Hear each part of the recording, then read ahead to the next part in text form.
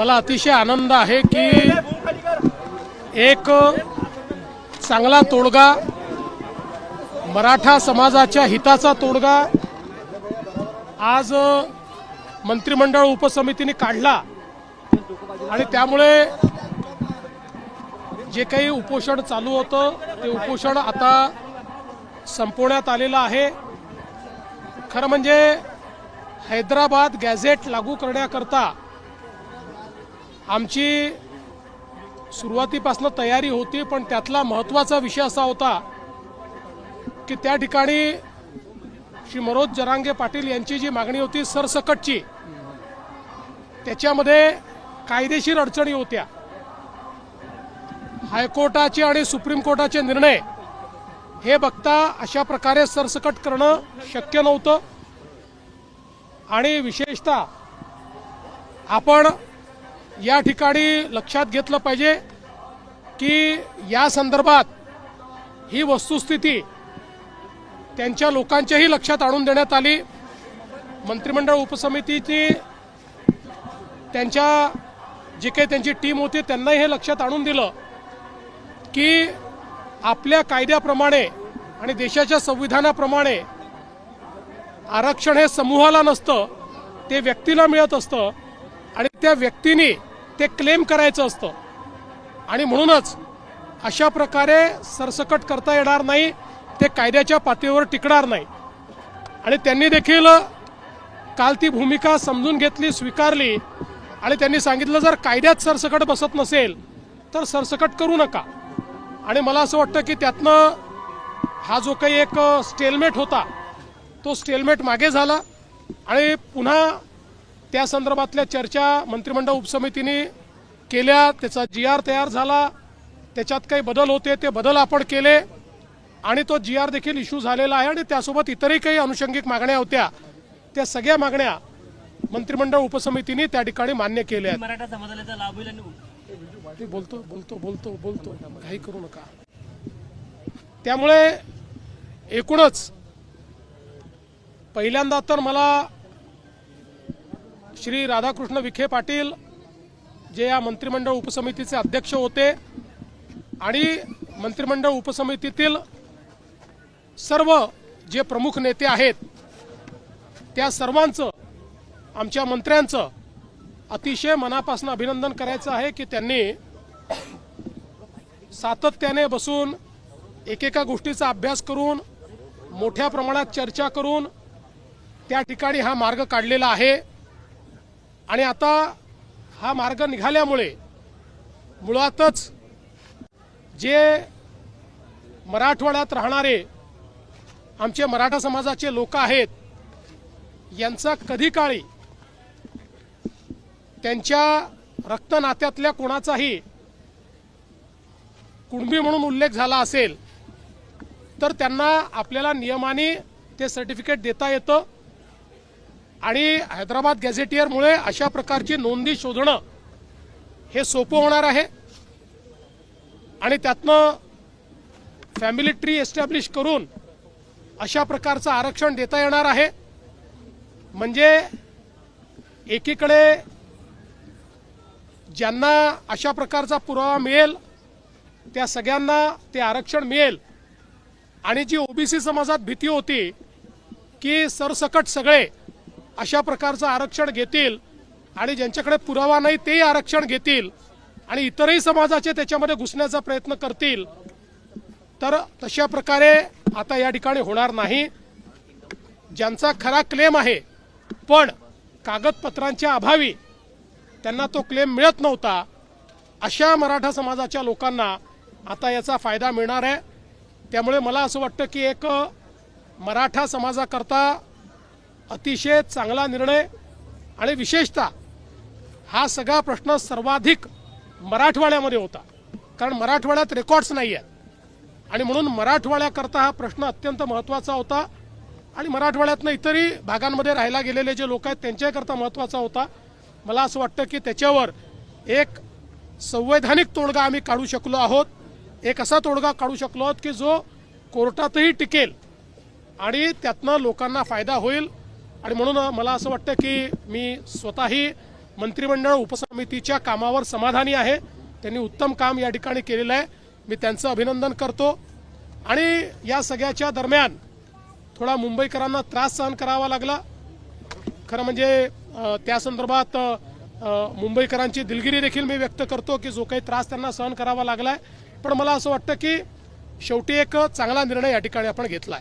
लक्ष ठेवून तुम्ही होतात, रात्रंदिवस त्या ठिकाणी तुम्ही होतात, लक्ष ठेवून GR वेळेवरती आले आणि पूर्णपणे व्यवस्थित हे सगळं झालं. आणि तुमच्या नावानं पुन्हा एकदा सांगता, तुमच्या नावानं हे झालं की मराठा समाजाला तुम्हीच न्याय देण्याचा प्रयत्न केला आणि सोशल मीडियावर सुद्धा तुमच्या नावानं हे येत आहेत की तुमच्याच हस्ते हे झालंय. अभिनंदन. बघा, मी एक गोष्ट सांगतो की सातत्याने राजकारणामध्ये टीकाही सहन करावी लागते आणि लोक तुमचं स्वागत देखील करतात. जेव्हा टीका झाली त्याही वेळेस मी विचलित झालो नाही, कारण माझ्यासमोर एकच ध्येय होतं की समाजाला न्याय द्यायचा आहे. आणि तो न्याय देताना दोन समाज एकमेकासमोर येणार नाहीत, दोन समाजामध्ये तेढ निर्माण होणार नाही, दोन समाजामध्ये याला दिलं म्हणून त्याच्यात अन्यायाची भावना तयार होणार नाही. अशा प्रकारचा निर्णय आपल्याला करावा लागेल, कायदेशीर निर्णय करावा लागेल. आणि म्हणून या संदर्भात जे जे काही कायदेशीर आहे त्याचा सगळा अभ्यास करून आम्ही हा निर्णय घेतलेला आहे. याचं श्रेय हे आमच्या मंत्रिमंडळ उपसमितीला आपण दिलं पाहिजे की ज्यांनी खूप चांगलं काम याच्यामध्ये केलेलं आहे, ज्यांनी खूप मेहनत याच्यामध्ये केलेली आहे.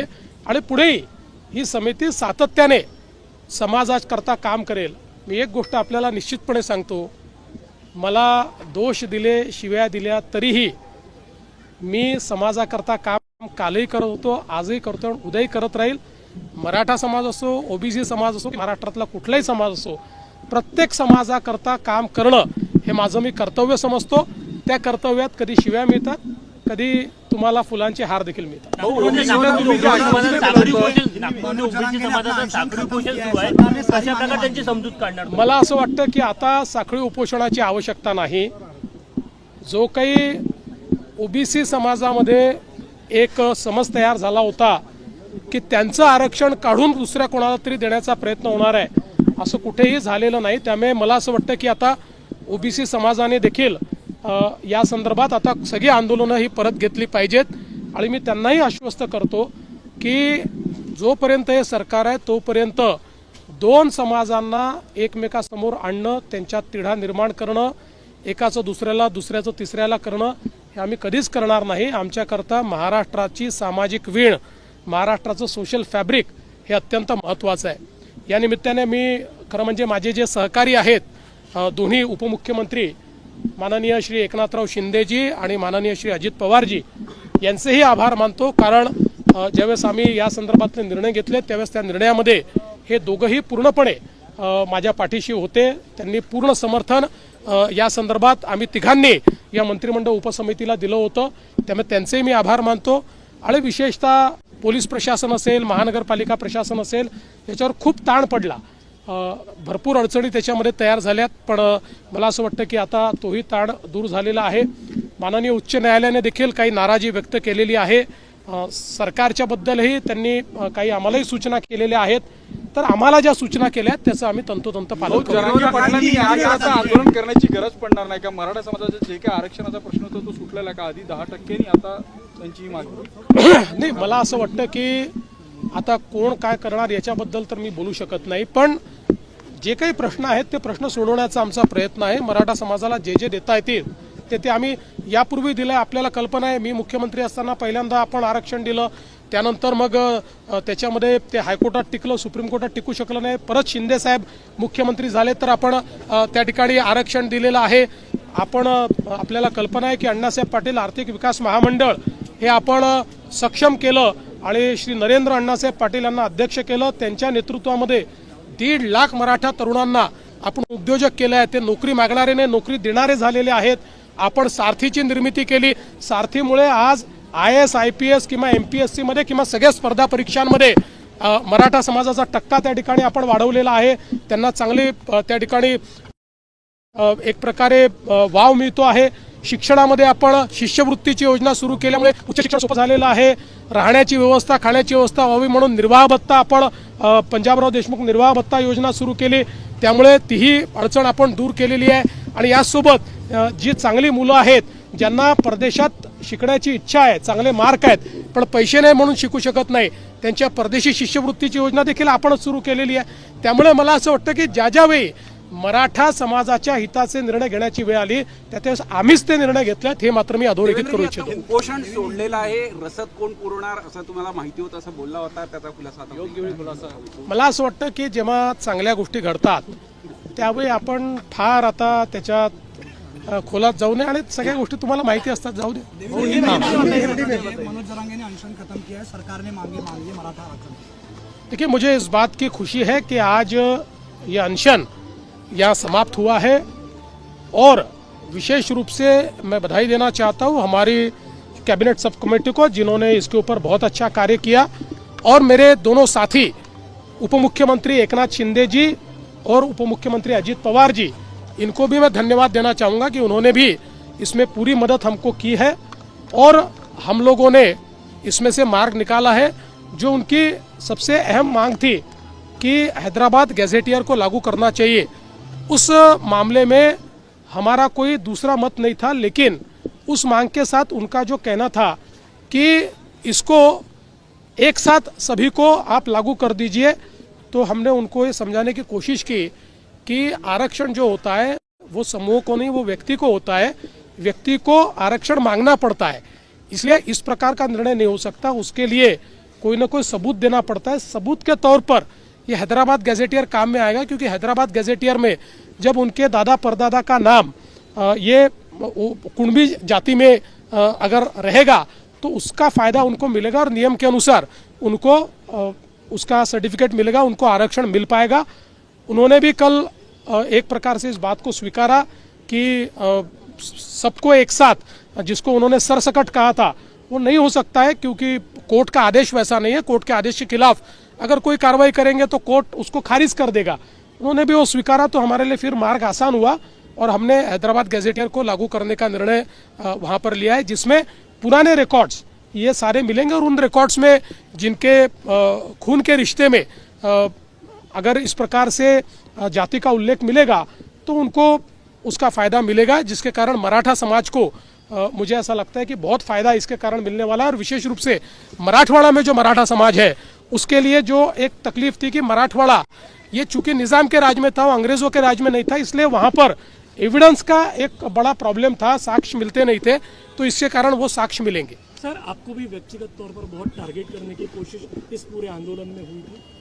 देखिए, मैं हमेशा ये मानता हूँ कि आप राजनीति में हो तो कभी लोग आपको दुआ देते, कभी आपको लोग गाली देते, कभी आपको माला पहनाते, कभी आपको पत्थर भी मारते, लेकिन मैंने पहले दिन से भूमिका रखी कि हम लोग कहीं पर भी मराठा और ओबीसी ऐसा विवाद नहीं होने देंगे. हम लोग जो निर्णय करेंगे वो निर्णय किसी एक का निकाल के दूसरे को देने का निर्णय नहीं होगा, दोनों को समान निर्णय करेंगे, दोनों को फायदा होगा ऐसा निर्णय करेंगे.